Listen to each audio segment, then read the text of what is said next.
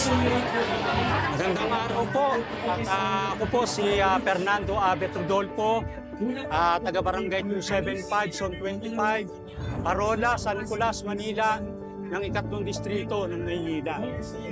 Nandito po ako ngayon sa medical mission caravan ni Congressman Sam Versosa. No, para sa akin po, talagang natouch ako. Puso sa puso ho talaga ito.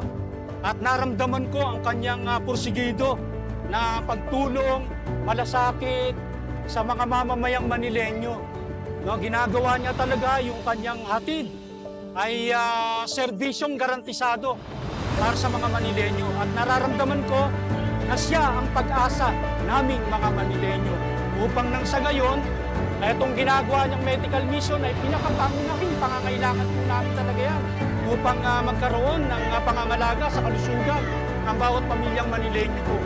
Talagang pambihira ang isang tulad ni Congressman Sam Versosa na talagang tuwirang paglilingkod po.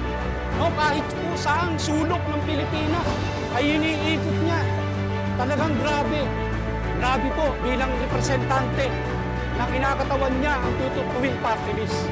Para po sa amin, sana dito sa Maynila, kailangan namin ng totoo, tunay na maglilingkod upang nang sa gayon, ang lungsod ng Maynila ay masenso naman, umangat, tungo sa kaunlaran.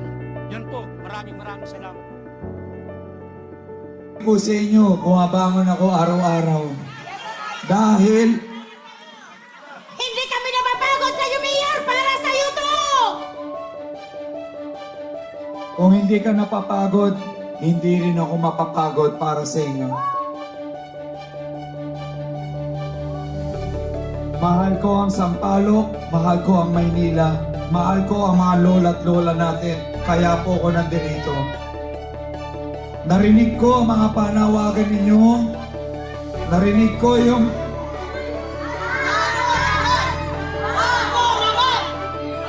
ano ba ang gusto ng mga Manileño?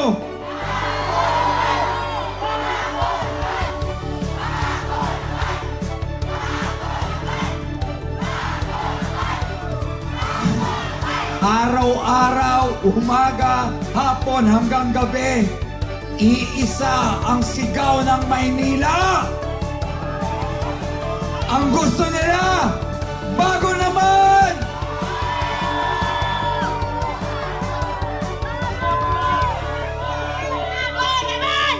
Bago naman! Nay! Lakas na sigaw ni Nanay. Halika, Nay. Gusto mo talaga ng bago? Opo!